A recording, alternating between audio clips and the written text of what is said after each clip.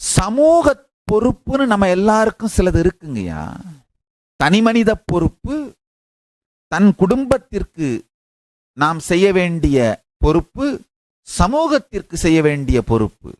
எப்படி ஆதிசைவ சிவாச்சாரியார்களில் ஆலயத்தை பூஜைகளை முறையாக நடத்தி பட்டம் என்று சொல்வார்கள், முறையான எல்லா விதமான தீட்சைகளும் பெற்று ஆலயத்தினுடைய தலைமை சிவாச்சாரியாராக இருந்து குருவாக இருந்து ஆலயத்தை நடத்தக்கூடிய பட்டம், இளவரசு பட்டம் என்கின்ற பொறுப்புகளை தாங்கக்கூடிய சிவாச்சாரியார்களை உருவாக்குவதற்கு குடும்பத்திலிருந்து குழந்தைகளை அளிக்க வேண்டுமோ, ஆதிசைவ குலத்து பெண்மணிகள் ஆலயங்களின் நிர்வாகம் மற்றும் நடைமுறைகளில் ஈடுபாடு செலுத்த வேண்டுமோ, அதே போல ஆதிசைவ வேளாளர்கள் குலத்தவர்களும் சன்னிதானங்களாக எதிர்காலத்தில் பட்டத்தில் அமர்ந்து ஆதீனங்களை நிகழ்த்துவதற்கு தங்கள் இனத்து குழந்தைகளை, ஆண்களை தம்பிரான்கள் பயிற்சிக்கும், பெண்களை ருத்ரகன்னிகைகள் பயிற்சிக்கும் அனுப்ப வேண்டியது சமூக கடமை.